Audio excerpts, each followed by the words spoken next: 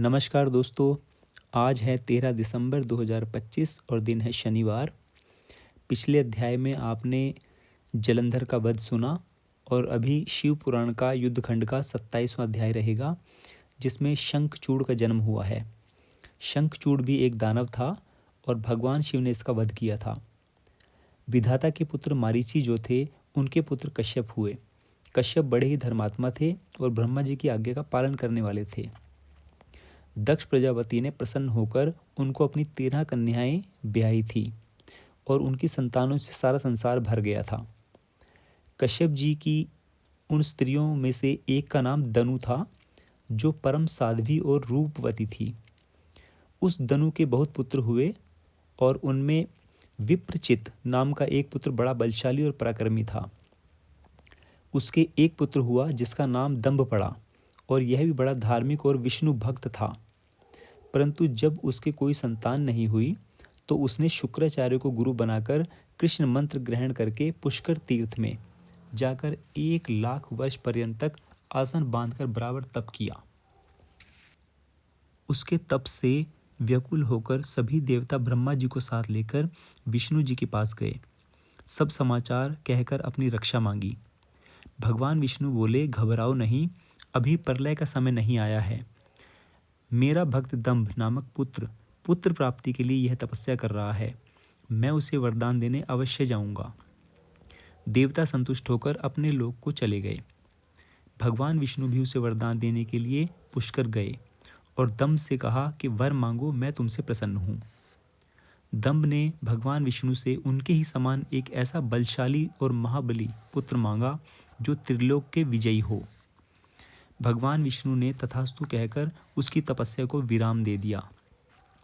थोड़े ही समय में उसकी स्त्री गर्भवती हो गई। सुदामा नाम का गोप उसके गर्भ में आया, जो भगवान श्री कृष्ण का मित्र था और जिसे राधा ने श्राप दिया था। समय पर इस साध्वी ने श्रेष्ठ पुत्र उत्पन्न किया। मुनियों को बुलाकर उसका जातक कर्म करवाया गया। उसका नाम शंखचूड़ पड़ा। उसके बाद शंखचूड़ भी पुष्कर में जाकर कठिन तप करने लगा। जब कितने ही दिनों तक उसने एकाग्र मन से कुमार अवस्था में ही तप करना आरंभ किया था और कुमार अवस्था से वो युवा अवस्था में आ गया। भगवान ब्रह्मा जी उसको वर देने के लिए उसी समय आ गए और बोले कि मैं तुम्हारी तपस्या से प्रसन्न हूँ, वर मांगो। शंखचूड़ ने कहा, मुझे कोई भी देवता जीत न सके। ब्रह्मा जी ने उसे तथास्तु कहकर उसकी तपस्या को भी विराम दे दिया।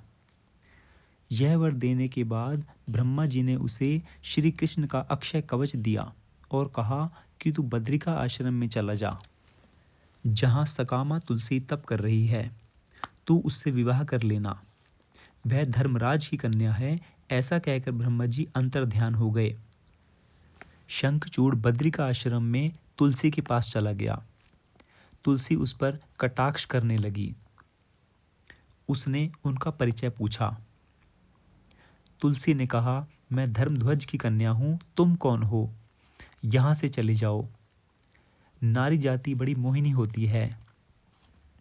इस पर उसने अपने आप को कामी होने से निर्दोष प्रमाणित किया और यह भी कहा कि मैं यहाँ ब्रह्मा जी की आज्ञा से आया हूँ। मैं दंभ का पुत्र दनुज वंश में उत्पन्न हुआ हूँ और मैं अपने पूर्व जन्म में सुदामा था और उस समय राधिका के श्राप से मैं फिर से दानव हुआ हूँ। श्री कृष्ण के प्रसाद से इतना अवश्य जानता हूँ। ऐसा कहकर शंखचूड़ मौन हो गया। तुलसी ने कहा, यह बात सत्य है। तुलसी ने कहा, वही पुरुष संसार में धन्य है जो स्त्रियों से पराजित ना हो। तुलसी के ऐसा कहते ही वहाँ उसी समय ब्रह्मा जी आ गए और वे शंखचूड़ से बोले, गंधर्व रीति के अनुसार इससे विवाह करके इसका पाणी ग्रहण करो। तुम पुरुषों में रत्न और यह तुलसी स्त्रियों में रत्न है। ऐसा कहकर दोनों ने ब्रह्मा जी की बात को मानते हुए विवाह कर लिया। विवाह के उपरांत उसने ऐसी योजना बनानी आरंभ कर दी कि किस प्रकार स्वर्ग को अपने अधिकार में लिया जाए और इंद्र को वहाँ से निकाल दिया जाए। उसने अपने दैत्यों को बुलवाया और सारी योजना बनानी आरंभ कर दी।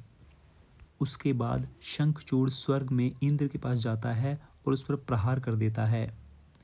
इंद्र देवता भी जवाब में उस पर प्रहार करते हैं। दोनों के बीच युद्ध छिड़ जाता है। इससे सभी देवता भयभीत होकर ब्रह्मा जी के पास जाते हैं कि हे ब्रह्मा, हमारी रक्षा कीजिए, शंखचूड़ ने हाहाकार मचा रखा है। अब ब्रह्मा जी जो हैं सभी देवताओं को लेकर भगवान विष्णु के पास जाते हैं और भगवान विष्णु सारे देवताओं से कहते हैं कि आप सब लोग भगवान शिव की शरण में जाइए, वही आपकी सहायता करेंगे। भगवान शिव पहले से ही सब कुछ जानते थे और वो सभी देवताओं को साथ लेकर शंखचूड़ के पास जाते हैं और वो शंखचूड़ को भरसक प्रयास करते हैं समझाने का कि मेरी शरण में आ जाओ, अन्यथा मारे जाओगे। परंतु वो क्रोधित होकर भगवान शिव पर प्रहार कर देता है और भगवान शिव भी उससे युद्ध करने लग जाते हैं। युद्ध के दौरान ही महाकाली प्रकट होती हैं और भगवान से कहती हैं कि हे भगवान, शंखचूड़ का वध संभव नहीं, क्योंकि इसके पास भगवान विष्णु का दिया हुआ कवच है और दूसरा, इसकी पत्नी तुलसी बहुत ही पतिव्रता है। उसके पतिव्रत के धर्म को भंग करना होगा, तभी इसका वध संभव है। भगवान विष्णु ये सब सुन रहे होते हैं और वहाँ से अंतर्ध्यान हो जाते हैं।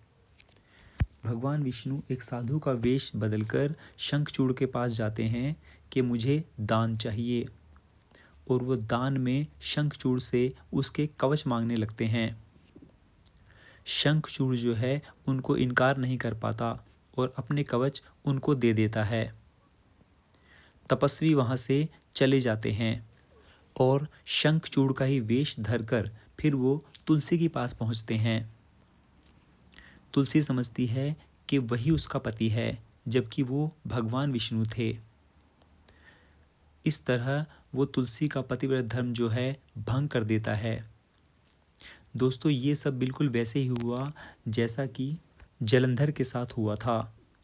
जैसे ही भगवान शिव को पता चलता है कि तुलसी का पतिव्रत धर्म भंग हो गया है, वो अपने त्रिशूल से शंखचूड़ का शीश काट देते हैं और उसका शीश तुलसी के चरणों में जाकर गिरता है। तो दोस्तों, शिव पुराण का युद्धखंड का 27वां अध्याय शंखचूड़ की मृत्यु के साथ यहाँ समाप्त होता है। अब हम मिलेंगे नए अध्याय के साथ, नए तथ्य के साथ। अब के लिए दीजिए इजाज़त। जय श्री राम।